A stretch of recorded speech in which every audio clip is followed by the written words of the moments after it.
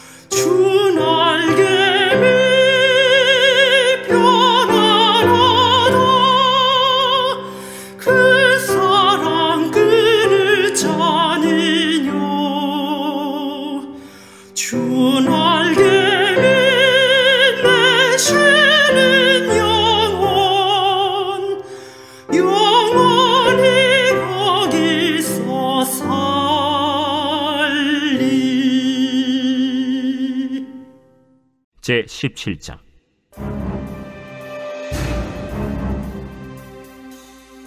블레셋 사람들이 그들의 군대를 모으고 싸우고자 하여 유다에 속한 소고에 모여 소고와 아세가 사이에 에베스담밈에 진침해 사울과 이스라엘 사람들이 모여서 엘라 골짜기에 진치고 블레셋 사람들을 대하여 전열을 벌였으니 블레셋 사람들은 이쪽 산에 섰고 이스라엘은 저쪽 산에 섰고 그 사이에는 골짜기가 있었더라.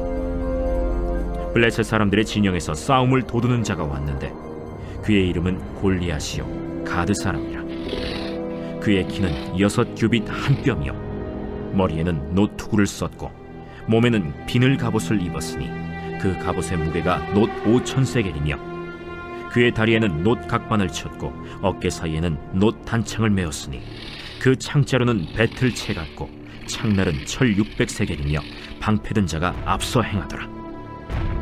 그가 서서 이스라엘 군대를 향하여 외쳐 이르되 너희가 어찌하여 나와서 전열을 벌였느냐?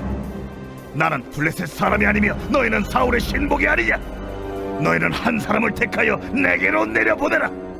그가 나와 싸워서 나를 죽이면 우리가 너희의 종이 되겠고 만일 내게 알겨 그를 죽이면 너희가 우리의 종이 되어 우리를 섬길 것이니라. 내가 오늘 이스라엘의 군대를 모욕하였으니 사람을 보내어 나와 더불어 싸우게 하라.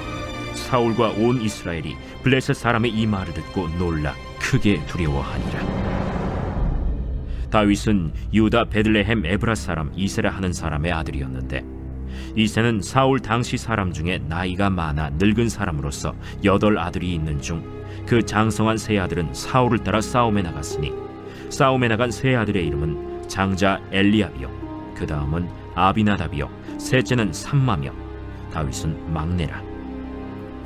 장성한 세 사람은 사울을 따랐고, 다윗은 사울에게로 왕래하며 베들레헴에서 그의 아버지의 양을 칠 때 그 블레셋 사람이 40일을 조석으로 나와서 몸을 나타내었더라. 이새가 그의 아들 다윗에게 이르되, 지금 네 형들을 위하여 이 볶은곡식 한 에바와 이 떡 10덩이를 가지고 진영으로 속히 가서 네 형들에게 주고, 이 치즈 10덩이를 가져다가 그들의 천부장에게 주고, 네 형들의 안부를 살피고 증표를 가져오라. 그때 사울과 그들과 이스라엘 모든 사람들은 엘라 골짜기에서 블레셋 사람들과 싸우는 중이더라.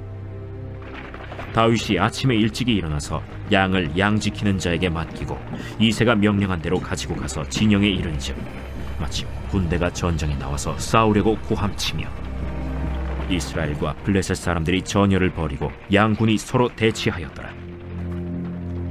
다윗이 자기의 짐을 짐 지키는 자의 손에 맡기고 군대로 달려가서 형들에게 문안하고 그들과 함께 말할 때, 마침 블레셋 사람의 싸움 도두는 가드 사람 골리앗이라 하는 자가 그 전열에서 나와서 전과 같은 말을 하매 다윗이 들으니라.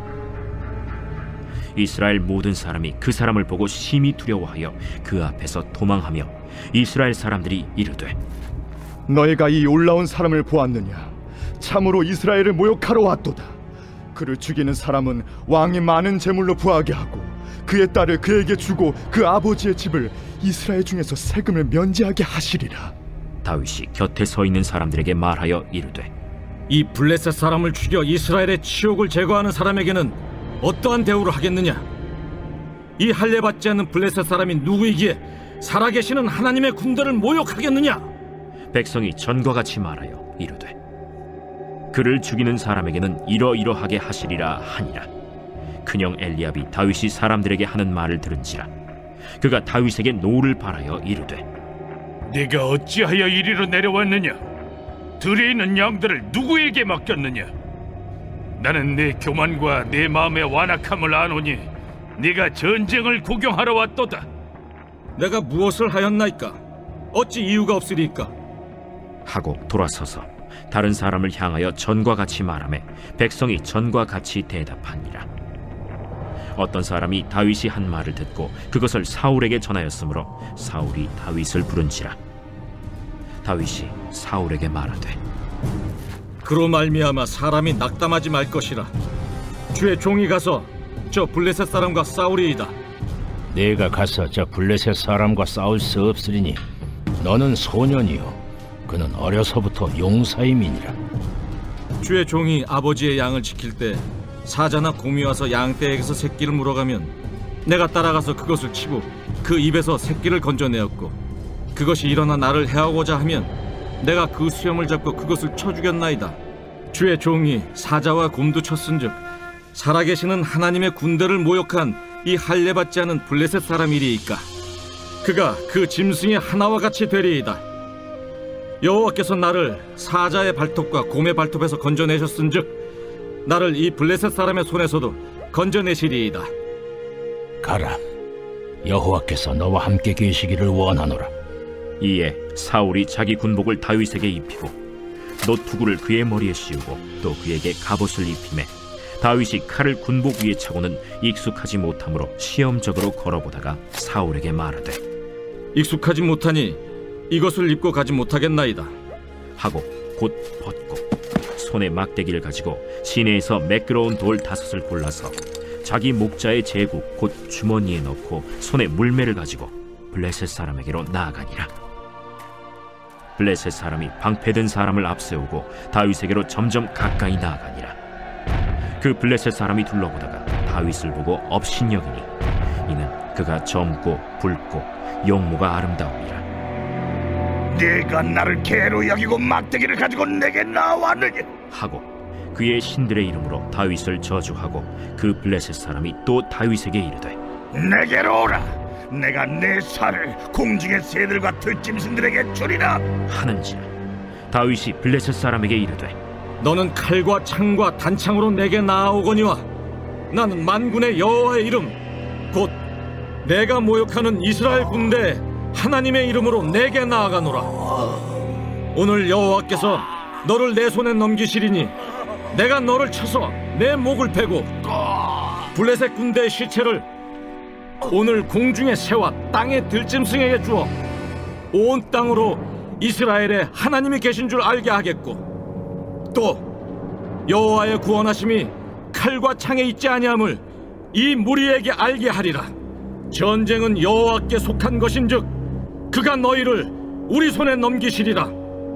블레셋 사람이 일어나 다윗에게로 마주 가까이 올 때 다윗이 블레셋 사람을 향하여 빨리 달리며 손을 주머니에 넣어 돌을 가지고 물매로 던져 블레셋 사람의 이마를 치매 돌이 그의 이마에 박히니 땅에 엎드러지니라.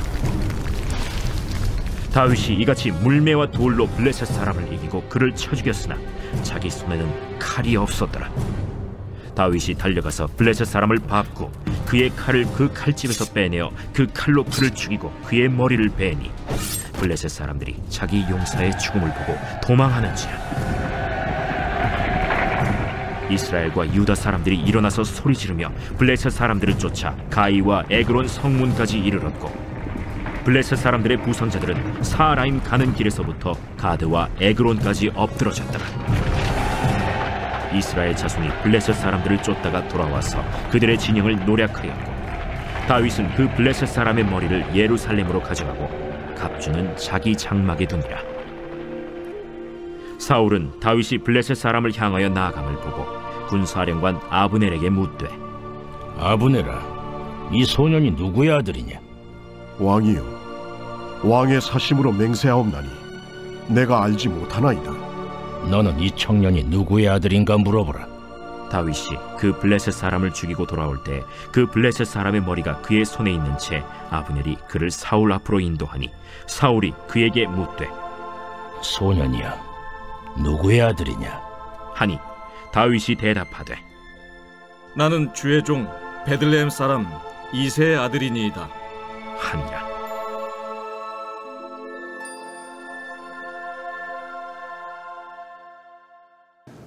오늘 우리가 함께 나눌 말씀은 사무엘상 17장의 말씀입니다. 사무엘상 17장에는 굉장히 유명한 이야기가 기록되어 있는데요. 주일학교뿐만 아니라 어른들에게도 굉장히 흥미롭고 또한 익숙한 다윗과 골리앗의 싸움입니다. 다윗과 골리앗, 교회를 다니지 않는 사람들 뿐만 아니라 세상 속에서도 다윗과 골리앗의 싸움은 유명합니다. 세상에서 다윗과 골리앗이라고 이렇게 이야기한다면 거대한 존재와 약한 자의 싸움을 이야기할 때 많이 빗대어 표현하기도 하죠. 하지만 우리는 다윗과 골리앗의 싸움을 강한 자와 약한 자의 싸움으로만 이해한다거나 혹은 다윗이 물맷돌을 던져서 골리앗을 쓰러뜨렸다라는 것을 기억만 한다면 우리는 성경에서 말하고 있는 다윗과 골리앗의 싸움을 굉장히 축소해서 알고 있는 것입니다. 하나님께서 이 사건을 성경에 기록하게 하셔서 우리에게 알리고자 하신 바가 분명히 있을 터인데 다윗과 골리앗 그 싸움에만 집중하게 되다 보면은 그것을 놓칠 때가 있죠. 오늘 말씀을 통해서 하나님께서 왜 다윗과 골리앗의 이야기를 성경에 기록하시는지 함께 나누도록 하겠습니다. 본격적으로 말씀을 나누기 전에 사무엘상 하를 지탱하고 있는 거대한 두 개의 기둥이 있습니다. 즉 사무엘서를 지탱하고 있는 두 개의 기둥인데요. 하나는 사무엘상 2장에 나온 한나의 기도이고 다른 하나는 사무엘하 23장에 나온 다윗의 기도입니다. 이렇게 사무엘서 앞 뒤에 배치해 있는 한나와 다윗의 기도가 사무엘서 전체를 이끌어가고 있는 중요한 신학적인 기둥이 되는 것이죠. 특별히 한나의 기도를 보면 이 세상에는 딱 두 부류로 나뉘는데 바로 거룩한 자들과 악인들입니다. 지난 주일 오후 예배 때 담임 목사님께서 거룩한 자들의 발에 관해서 이제 설교를 하셨죠. 여기서 나온 거룩한 자들과 악인들 혹은 여호와를 대적하는 자들이 한나의 기도 속에 언급되는 두 부류이고 이 두 부류의 결말과 진행이 어떠한지가 사무엘서에 등장을 하고 있습니다. 거룩한 자들의 원어는 이 헤세드인데 이는 구약 성경에서 언약의 신실함을 포함하고 있는 단어입니다. 정리하면 거룩한 자들 곧 하나님의 언약에 신실한 자들은 하나님께서 그 발걸음을 인도하지만 악인들, 여호와를 대적하는 자들은 반드시 하나님께서 말씀하시길 산산이 깨어질 것이다 라고 한나의 기도는 언급하고 있는데 바로 이러한 비교가 사무엘서 전체에 언급되고 있는 것이죠. 그렇기에 다윗, 사무엘 같은 거룩한 자들의 발과 사울, 골리앗, 압살롬과 같은 하나님을 대적하는 자들의 발자취를 서로 비교해 가면서 읽는다면 사무엘서를 더욱더 풍성하게 읽을 수가 있을 겁니다. 이것을 잘 기억하시면서 오늘의 말씀을 본격적으로 나누도록 하겠습니다. 오늘의 본문은 골리앗과 다윗의 싸움이죠. 그런데 우리가 다윗과 골리앗의 싸움이 너무나도 유명해서 사무엘상 17장에 나오는 또 다른 등장인물을 놓쳐서는 안 됩니다. 바로 사울 왕이죠. 다윗의 모습과 사울 왕의 모습을 비교해 가면서 오늘의 말씀을 한번 생각해 보도록 하겠습니다. 이스라엘과 블레셋 사이에 전쟁이 일어났습니다. 엘라 골짜기에 이스라엘 백성들이 진을 쳤고 그 반대편에 이제 블레셋 사람들이 진을 치게 됐죠. 많은 군사들이 모였습니다. 그런데 이전에 보지 못했던 한 장수가 블레셋 진영에서 나왔는데 바로 골리앗이었습니다. 17장 초반부에서 묘사하고 있는 골리앗의 외형적인 모습은 소위 말해서 어마어마합니다. 남들보다 머리가 하나 더 있다라고 이야기했던 이 사울 왕조차도 골리앗 앞에서는 아무것도 아닐 정도로 골리앗은 거대한 키를 자랑했습니다. 뿐만 아니라 힘은 어찌나 세고 또한 그가 입은 갑옷만 무려 53kg이나 되었습니다. 그가 가지고 있는 방패, 그가 쓰는 칼, 이 모든 것들은 골리앗을 충분히 위협적으로 또한 군사적으로 도저히 범접할 수 없게 보이는 굉장히 중요한 요소들이었죠. 이러한 골리앗이 이 앞에 나와서 이야기하는 겁니다. 이스라엘 백성 중에 한 명이 나와서 나와 함께 싸우자 라고 이야기하는 것이죠. 이 이야기를 들은 이스라엘 모든 군사들은 아주 벌벌 떨었습니다. 뿐만 아니라 다윗과 골리앗이 싸우기 전까지 지금 이스라엘이 골리앗으로 인해 두려워했다는 내용이 계속해서 반복되고 있습니다. 이것은 그만큼 이스라엘뿐만 아니라 사울 왕조차도 골리앗으로 인해서 크게 두려워하고 크게 낙담했다라는 것을 알려주고 있는 것이죠. 자, 여러분, 전쟁은 심리적인 것이 굉장히 중요합니다. 우리나라도 예전에 북한을 향해 대북 확성기를 사용해서 대북 방송을 하지 않았습니까? 이때 북한은 굉장히 예민하게 반응하고 굉장히 저항했던 것을 우리가 생각해 볼 수 있습니다. 그 이유는 아무리 좋은 무기를 가졌다고 할지라도 심리적으로 무너지게 된다면 그 전쟁은 이미 패한 것과 다름이 없기 때문입니다. 그렇게 전쟁에 있어서 심리적인 것으로 이렇게 무장한다는 것은 굉장히 중요한 것이고, 심리적으로 이미 패배했다면 싸우기도 전에 그 결과를 뻔히 알 수 있는 것이었습니다. 그런데 마찬가지로 골리앗으로 인해 이스라엘 백성은 심리전에서 완전히 패배한 모습을 보여주고 있죠. 싸우기도 전에 골리앗 한 사람으로 인해서 무서워서 벌벌 떨었고 사울왕조차도 그 모습 때문에 간담이 선을 했으니까 이미 이 싸움은 심리적으로 패배한 싸움이었습니다. 이 상태로 싸운다면 직접적으로 패할 가능성이 훨씬 더 높았죠. 자, 그런데 이때 성경은 갑자기 카메라 렌즈를 전장에서부터 다윗에게로 돌리고 있습니다. 또한 다윗을 전장으로 이끌어내어서 다윗이 어떻게 행동하는지에 카메라의 렌즈를 맞추고 있죠.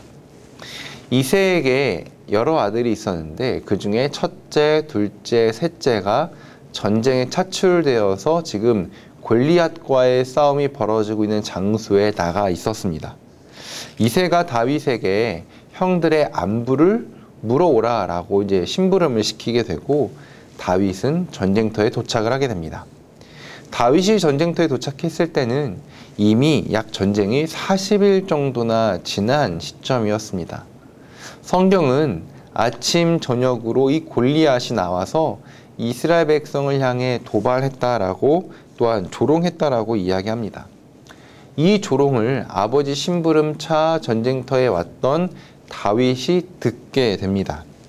자, 다윗의 반응은 남들과 달랐습니다. 26절에 보니까 이 할례 받지 않은 블레셋 사람이 누구이기에 살아계시는 하나님의 군대를 모욕하느냐? 라고 다윗이 반응하죠. 여러분, 다윗이 전쟁터에 도착하기 전에 40일 동안 아침 저녁으로 골리앗은 똑같이 이스라엘 군대를 조롱했습니다.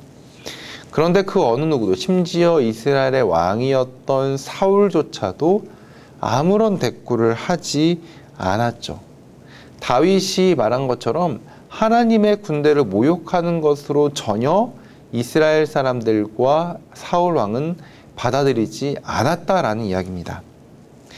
물론 어떻게 보면 다윗이 참 별난 거라고도 이야기할 수 있습니다. 모두가 예스할 때 나는 아니요 라고 말한 것이기 때문에 다윗이 별난 것처럼 보이죠.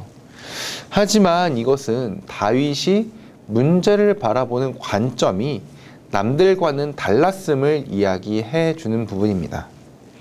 사울과 이스라엘 군사들은 블레셋, 특히 골리앗과의 싸움을 말 그대로 군사적인 문제로 받아들였습니다. 눈앞에 기골이 장대한 골리앗이라는 그 장군으로 인하여서 그것을 군사적으로 받아들였다는 것이죠. 싸움에 나간 왕이 싸움을 군사적인 문제로 받아들이는 것이 뭐가 문제일까라고 생각이 됩니다. 하지만 모든 전쟁은 하나님께 속한 것임을 홍해를 건너는 순간부터 이스라엘 백성은 뼈저리게 느끼고 느꼈습니다. 즉 이스라엘 사람들은, 아니 적어도 그들의 리더였던 사울 왕만큼은 그 싸움을 하나님께 속한 전쟁으로 인식하고 받아들였어야 된다는 말인 것이죠. 우리에게 주어진 문제를 풀기 위해서는 그 문제를 바라보는 본질적인 시선이 굉장히 중요합니다. 그 시선을 통해서 그 문제를 어떻게 정의 내리느냐를 통해서 그 문제를 해결할 수 있는 방법을 찾기 때문이죠. 사울왕은 골리앗을 바라봤을 때 군사적인 관점과 시선으로 그것을 바라봤기에 그의 반응은 두려움과 떨림일 수밖에 없었습니다. 군사적으로 골리앗을 이기기 위해서는 골리앗보다 더 크고 강한 사람이 온다거나 혹은 그들을 압도할 수 있는 무기를 가지는 것이 해결의 방법입니다. 하지만 사울 왕에게는 그러한 방법을 가지고 있지 않았죠. 그러니 해결할 방법이 없으니 두려움과 떨림으로 나아가는 것이 당연했습니다. 하지만 다윗처럼 눈앞에 있는 골리앗이 문제가 군사적인 것이 아니라 하나님의 군대를 모욕한 그 영적인 시선을 갖는다면 이 모든 해결책은 하나님께 있으니 당연히 풀 방법이 있게 되는 것이죠. 그렇게 우리가 이 땅을 살아가면서 마주하는 수많은 크고 작은 문제들, 도무지 감당할 수 없는 것처럼 여겨지는 그 문제들을 어떠한 관점에서 바라보느냐는 그 문제를 풀 수 있는 주권이 누구에게 있냐는 것을 우리가 고백하는 것입니다. 사울처럼 하나님을 의지하지 않고 정말 말 그대로 군사적인 관점에서 바라본다면 그것은 사울 왕에게 해결할 수 있는 능력이 전혀 없습니다. 하지만 그것을 다윗은 하나님의 관점에서 바라보고 영적인 시선에서 바라볼 수 있었기 때문에 그 문제를 풀 수 있는 능력이 하나님께 있었고 당연히 그 문제를 풀 수 있다라고 생각할 수 있게 되는 것이죠. 이어서 말씀을 보면 다윗은 사울을 만나 골리앗과 싸우겠다라고 선포합니다. 당시 다윗의 나이는 약 20살 안팎의 아주 젊은 나이였는데요. 사울이 다른 사람들보다 키가 훨씬 컸기 때문에 사울이 쓰던 갑옷과 칼은 다윗에게 맞지 않았습니다. 그래서 평소에 하던 대로 냇가에 가서 돌 5개를 가지고 다윗과 또한 골리앗의 전쟁터로 나가게 되죠. 골리앗의 눈에는 얼마나 애송이처럼 보였을까요? 이스라엘이 자기를 무시한다라고 생각했습니다. 43절에 보니까 내가 나를 개로 여긴다 라고 골리앗은 분노하죠. 뿐만 아니라 블레셋 신들의 이름으로 다윗을 저주합니다. 여러분, 골리앗이 다윗을 블레셋의 신들의 이름으로 저주하고 있습니다. 한마디로 이것은 영적인 싸움이라는 것을 잘 보여주는 것이죠. 다윗은 골리앗 앞에서 당당히 외칩니다. 너는 칼과 단창으로 내게 나오지만 나는 만군의 여호와 이름으로 나아간다. 그리고 나서 이렇게 이야기합니다. 46절과 47절의 말씀인데요. 온 땅으로 이스라엘에 하나님이 계신 줄을 알게 하겠고 또 여호와의 구원하심이 칼과 창에 있지 아니함을 이 무리에게 알게 하겠다. 다윗은 여기서 두 가지를 알려준다라고 이야기합니다. 하나는 온 땅으로 하여금 이스라엘의 여호와 하나님이 계심을 알게 하겠다. 또 다른 하나는 여호와의 구원이 칼과 창에 있지 않음을 온 무리 곧 그 자리에 모인 블레셋 사람뿐만 아니라 하나님을 믿는다, 하나님의 백성이다라고 이야기하는 이스라엘 백성에게도 알려주겠노라 라고 다윗은 이야기하고 있는 것이죠. 이것이 바로 다윗이 골리앗과 싸운 이유와 목적입니다. 여호와를 모르고 여호와를 대적하는 자들에게 온 땅에 여호와 하나님이 계심을 선포하는 것, 나아가 하나님을 알지만 아직 믿음이 연약한 자들에게도 여호와의 구원은 세상이 말하는 것처럼 칼과 창에 있는 것이 아니라 오직 여호와 하나님께 있음을 알게 하는 것, 이것이 바로 다윗이 골리앗과 나아가서 싸운 목적과 또한 이루고 싶었던 이유입니다.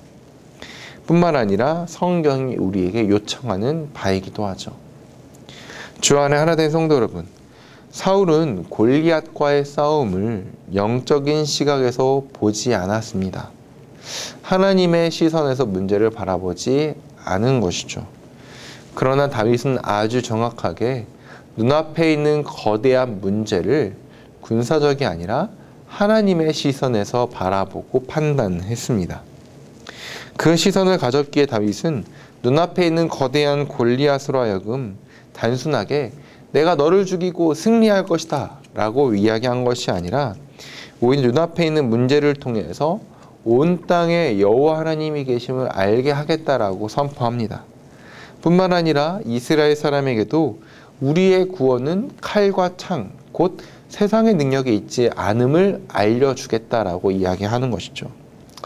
귀한 여러분, 우리보다 커 보이고 강해 보이는 문제들은 우리가 그것들을 하나님의 시선에서 바라볼 수 있는 기회입니다. 또 그 문제를 통해 하나님의 되심이 드러나는 기회이기도 하며 동시에 여호와의 구원은 세상적인 방법에 있지 않음을 선포하고 또한 증명할 수 있는 자리이기도 합니다.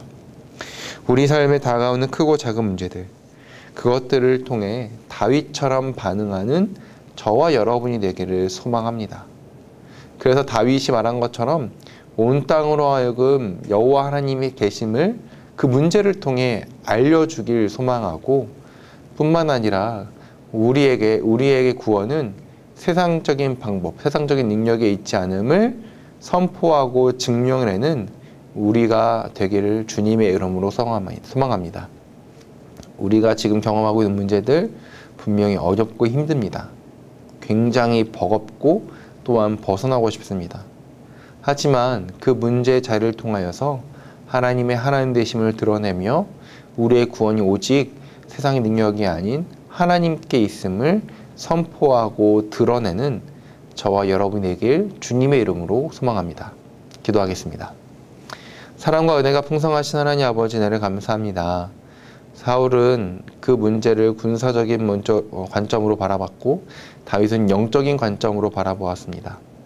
문제를 어떠한 관점으로 바라보느냐는 그 문제를 어떻게 해결할 수 있는지 접근과 방법의 차이에 갈리게 됩니다.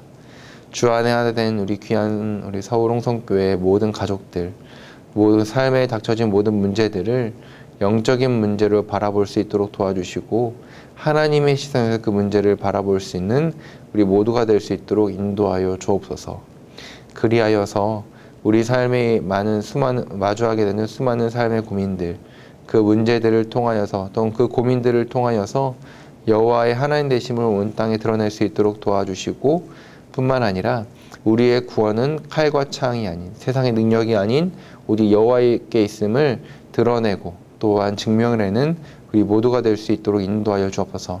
그 문제들 때문에 심히 고민하고 또한 갈등하며 고통 가운데 기도하고 있는 성도들이 있습니다. 주님께서 그 기도를 들으시고 믿음을 더하여 주셔서 하나님의 하나님 되심을 온전하게 드러낼 수 있는 주님의 귀한 성도 될 수 있도록 인도하여 주옵소서. 이제는 우리를 죽기까지 사랑하신 예수 그리스도의 은혜와 이 땅 가운데 독생자를 보내신 하나님의 크신 사랑하심과 영원토록 우리와 함께 하시는 성령님의 동행하심이 이 시간 모든 문제를 하나님의 시선에서 바라보며 그 문제를 통하여 하나님의 하나님 되심을 드러내고 우리의 구원은 오직 여호와께 있음을 드러내길 소망하는 주의 모든 자녀들의 머리에 가운데 지금부터 영원토록 함께 있을지어다. 아멘.